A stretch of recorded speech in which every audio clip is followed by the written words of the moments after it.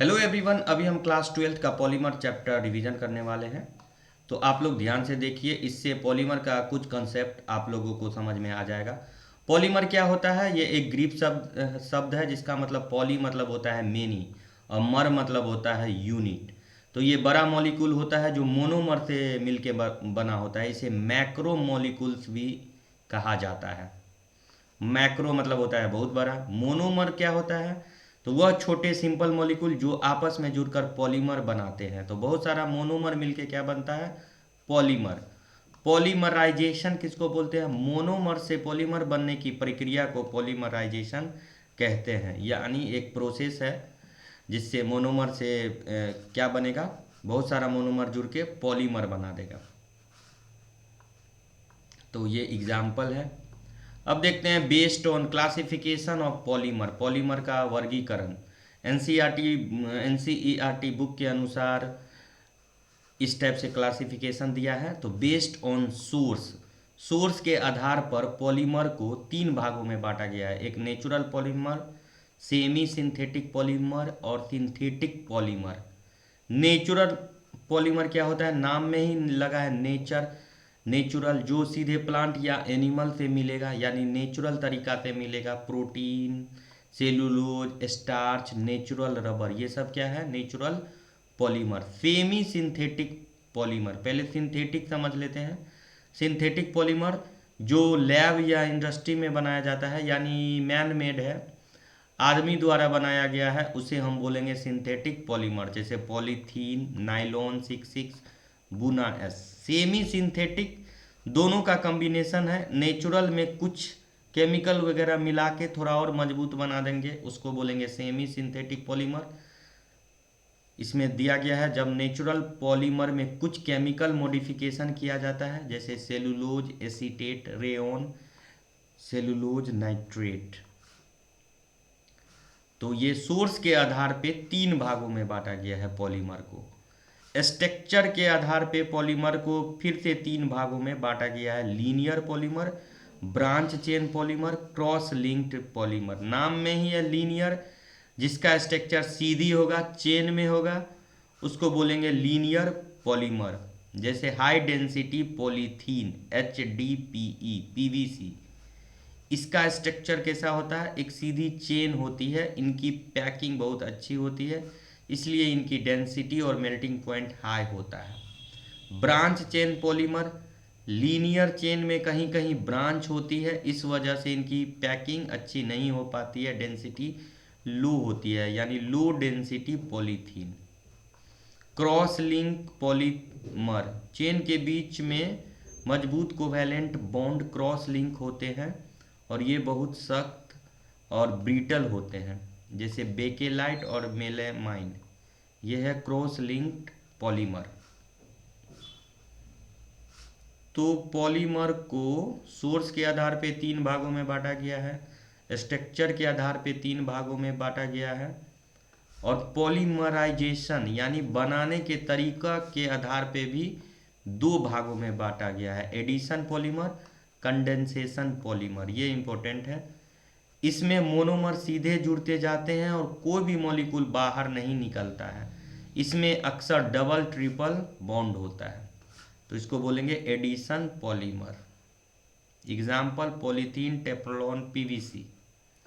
और condensation polymer किसको कहते हैं? जब दो अलग फंक्शनल ग्रुप वाले मोनोमर रिएक्ट करते हैं तो छोटे मॉलिक्यूल H2ONH3 बाहर निकल जाते हैं, यानी एलिमिनेट हो जाते हैं, उसको कंडेंसेशन पॉलीमर कहते हैं। जैसे नाइलॉन 66, टेरिलीन, डेक्रोन।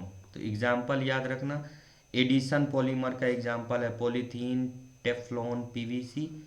और कंडेंसेशन पॉलीमर का एग्जाम्पल है नाइलॉन 66, टेरिलीन, डेक्रोन।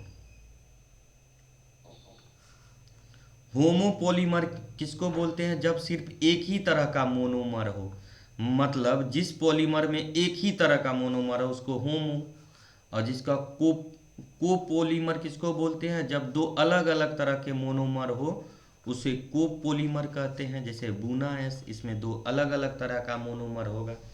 शुरू में ही बताया कि मोनोमर बहुत सारे मोनोमर से जुड़ के क्या बनता है? पॉलीमर। अब मॉलिक्यूलर फोर्स के हिसाब से पॉलीमर को बांटा गया है। यह सबसे इम्पोर्टेंट क्लासिफिकेशन है। यहाँ फोर्सेस को इंक्रीजिंग ऑर्डर यानी कमजोर से मजबूत में लिखा गया है। इलास्टोमर, थर्मोप्लास्टिक, थर्मोसेटिंग पॉलीमर और फाइबर। इलास्टोमर, इसमें सबसे कमजोर इंटरमोलिकुलर फोर्स होते हैं। ये रबर की तरह खींच सकते हैं, स्ट्रेचेबल, बुना एस नेचुरल रबर। इसमें जो मोनोमर जुड़ा होता है ये कमजोर यानी वीक इंटरमोलिकुलर फोर्स होता है।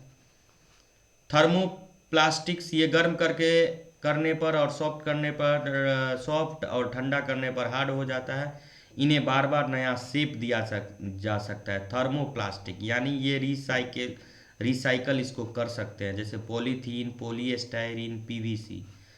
थर्मोसेटिंग है, करने पर हमेशा के लिए हार्ड हो जाएगा, फिर दोबारा ठंडा करके इसको दोबारा हम नया शेप में नहीं बना सकते हैं, जैसे बेकेलाइट, यूरिया फॉर्मल्डिहाइड रेजिन। आप लोग से पूछेगा थर्मोप्लास्टिक और थर्मोसेटिक पॉलीमर में क्या अंतर है, तो पहला अंतर यही है कि इसको रिसाइकल कर सकते हैं, इसको नहीं कर सकते हैं।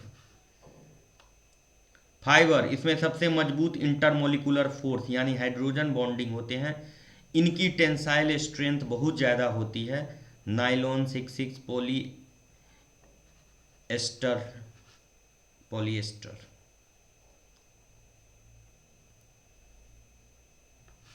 Important commercial polymer. यहाँ आपको मोनोमर का नाम और यूज़ याद रखना जरूरी है। Polythene, low density polythene flexible होता है, इसका यूज़ बोतल, टॉयज बनाने में किया जाता है। हाई डेंसिटी पॉलीथीन हार्ड होता है, बकेट और डस्टबिन बनाने में किया जाता है। टेफ्लॉन, टेफ्लॉन में पूछा जाए कि टेफ्लॉन जो पॉलीमर है जिसका पूरा नाम है पॉलीटेट्राफ्लोरोइथेन, इसमें मोनोमर क्या है, तो टेट्राफ्लोरोइथेन। इसका यूज कहाँ किया जाता है, नॉन स्टिक बर्तनों की कोटिंग या गैस्केट। तो टेफ्लॉन में पूछा जाए मोनोमर क्या है, तो इसका आंसर हो जाएगा टेट्राफ्लोरोइथेन। पॉलीएक्रोलोनाइट्राइल यानी पैन और लोन, इसका मोनोमर है एक्रेलोनाइट्राइल। ऊन की जगह इस्तेमाल होता है ऊल सब्स्टिट्यूट। कंडेंसेशन पॉलीमर, पॉलीमाइड्स, नाइलोन, इसमें एमाइड लिंकेज होता है। अगर आपसे पूछा जाए नाइलोन 66 में कौन सा मोनोमर यूज होता है, hexa ethylene diamine adipic acid, दोनों में 6 कार्बन होता है। इसका यूज ब्रश, ब्रिस्टल चादर। नाइलोन 6 में कौन सा मोनोमर होता है, कैप्रोलैक्टम, इसका यूज होता है टायर की रस्सियाँ बनाने में।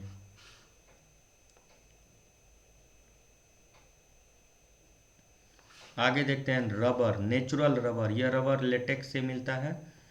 मोनोमर है आइसोप्रीन, यानी आपसे पूछा जाए कि रबर में मोनोमर क्या होगा, आइसोप्रीन। और इसके बाद है वल्कनाइजेशन ऑफ रबर किसे कहते हैं, तो नेचुरल रबर बहुत सॉफ्ट और चिपचिपा होता है। इसकी प्रॉपर्टी सुधारने के लिए उसमें सल्फर को मिलाएंगे 3 से 5% और गर्म करेंगे, तो उसी प्रोसेस को बोलते हैं vulcanization of rubber. Sulphur chain के बीच क्रॉस लिंक बना देता है जिससे रबर स्टीफ और इलास्टिक बन जाता है। सिंथेटिक रबर, नियोप्रीन मोनोमर है, क्लोरोप्रीन यूज कन्वेयर बेल्ट। बुना एन में मोनोमर है 1,3-ब्यूटाडाइन एक्रिलोनाइट्राइल, ऑयल सील बनाने में। अगला आता है बायोडिग्रेडेबल पॉलीमर, जो आसानी से बायोडिग्रेड हो जाए, डिकम्पोज हो जाए। इसका यूज किया जाता है दवाइयों के कैप्सूल बनाने में, सर्जरी के धागे बनाने में। PHBV, नाइलॉन 2, नाइलॉन 6, ये क्या है, बायोडिग्रेडेबल पॉलीमर।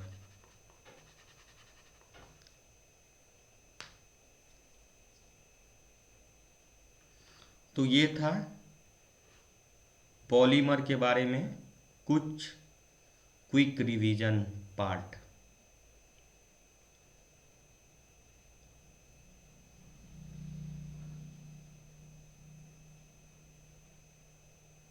इसको आप लोग ठीक से देख लीजिए और जहाँ ज़रूरी हो वहाँ स्क्रीनशॉट लेके लिख सकते हैं।